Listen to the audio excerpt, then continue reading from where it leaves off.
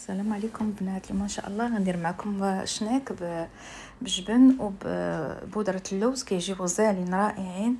اعتمدوهم، الوصفه غزاله وناجحه. بالنسبه للوصفه ما كنحتاجوش فيها شي حاجه. عندنا كاس ديال الحليب يكون شويه دافي، واحد نص كاس ديال الزيت، واحد 4 كاس ديال السنيده، اولا اللي بغى الحلاوه شويه يدير نص كاس بيضه، وعندنا كيف قلت لكم واحد 4 كاس ديال السكر. عندنا شي شويه ديال الخميره ديال العجين، تقريبا معلقه كبيره، وعندنا 2 معالق كبار ديال الياغورت الطبيعي. هذه بالنسبه للعجين. كتبقى لينا الملحه والطحين والخماره كنزيدوهم من بعد. هنا كنمشي لا فونكسيون ديال ميكساج وكنخدم 30 ثانيه على السرعه 6 بالنسبه للبنات اللي عندهم ترموميكس. بالنسبه للبنات اللي ما عندهمش ترموميكس يخدموا في العجانه، فهما غادي يعجنوا كلشي في دقه واحده وغيدلكوه مزيان. هنا كنتحصلوا على الخليط، يعني الزبده كتذوب والبيض كيبيض وكيتخلط مع الفرماج اولا مع الياغورت. كنزيدوا الدقيق، كنزيدوا خميره حمراء، وكنزيدوا ديك الملحه. من بعد كندلكوه 4 دقائق على لا فونكسيون بيتران في ترموميكس. او كيف قلت لكم البنات، بالنسبه للبنات اللي غادي يعجنوا بيديهم فهو غيدلكوه مزيان وصافي، حيت الوصفه كتبغي الدليك. هنا من بعد ما سالينا كندهنوا بشويه ديال الزويته وكنديروها ترتاح واحد 4 ساعات، الوقت اللي كنوجدوا فيه الكريمه الحشو اللي كنديروا فيها لداخل. بالنسبه للكريمه عندي هنايا واحد 4 المعالق كبار او حتى 5 ديال الجبن، اي جبن كتفضلوه. عندي اصفر بيضه، واحد الفاني الا بغيتو ولا ما بغيتوش ما ديروهاش. عندي 2 معالق كبار ديال الياغورت طبيعي مسوس، وعندي واحد زليفه صغيره ديال اللوز بودره اولا بودره اللوز. تقدروا ديروها حتى بالكوك ماشي مشكل، ولكن باللوز كتجي زوينه. بالنسبه لهاد الوصفه البنات راه تقدروا تخدموا بها دي شنيك، كيف تقدروا ديروا بها دي بغيوش، يعني ديروا تكوروهم وتعمروهم، ما كاين حتى مشكل، كتجي دائما ناجحه. صافي كنخلطوا مزيان المقادير ديال الكريمه حتى كنتحصلوا على هاد القوام. انا تعمدت انني نخلطها في قدامكم ماشي في ترموميكس باش تشوفوا لا تكستور ديال لا كريم.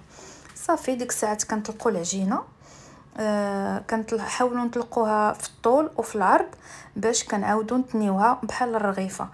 بهاد الطريقه البنات في لي بغيوش كتعطينا واحد لا بغيوش اللي ايغي بزاف من الداخل وكتجي فويتي واخا ما فيهاش الزبده. هاد الطريقه غير اعتمدوها حتى في اي حاجه ديالكم، اي بريوش ديروا هاد الطريقه ديال الفيطاج هكا على 4 بحال الطويه ديال المسمن، راه كتجي زوينه بزاف وكتكون ناجحه. لا بغيوش كتنجح بزاف وكتنفخ في الطياب.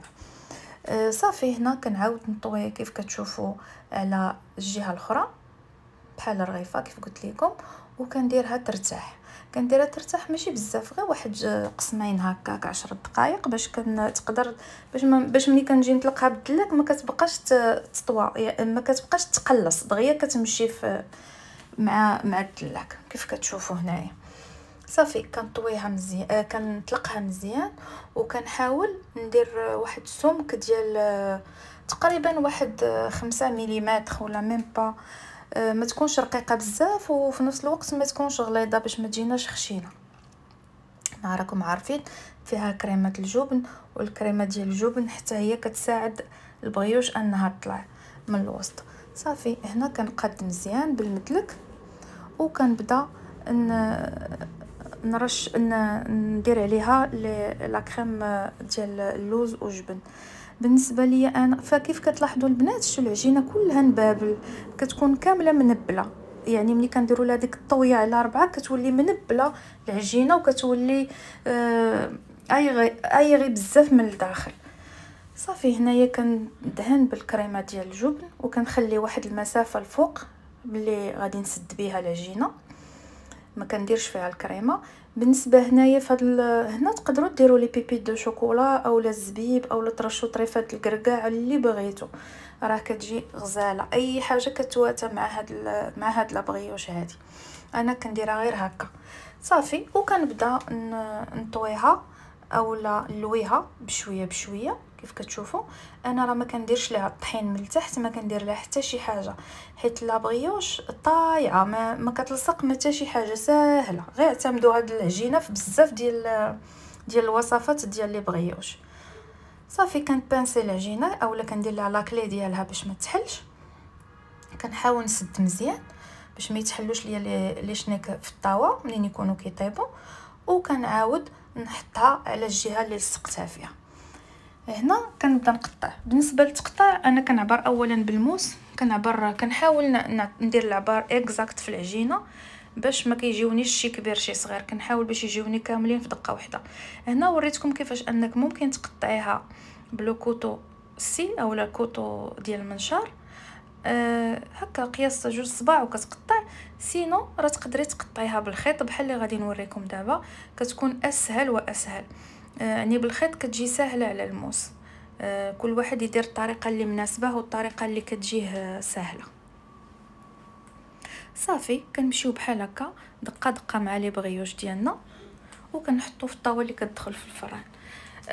انا حتى علمتها كامله، يعني درت القياس ديالي كامل في البوده، عاد بديت كنقطع بالخيط باش كتجيني القضيه سهله دغيا دغيا.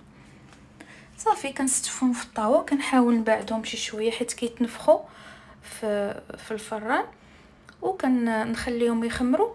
من بعد واحد شويه تندهنهم بابيض بالبيضه كامله مطربه مع شويه ديال الملحه، ماشي صفر، بيضه كامله. صافي وكندخلهم يطيبوا، يكون الفران سخون مزيان مزيان، وكندخلهم يطيبوا على 180 حتى ل 190 درجه.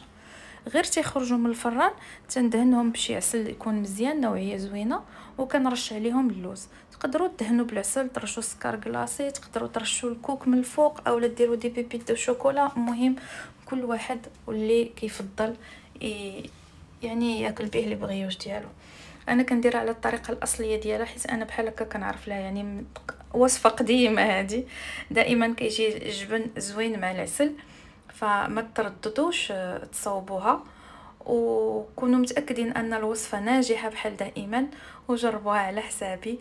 واللي جربها تقسم معايا في انستغرام لو كونت ديالي لا كويزين تيرموميكس ماروك سميره حصاد، وبصحه وراحه.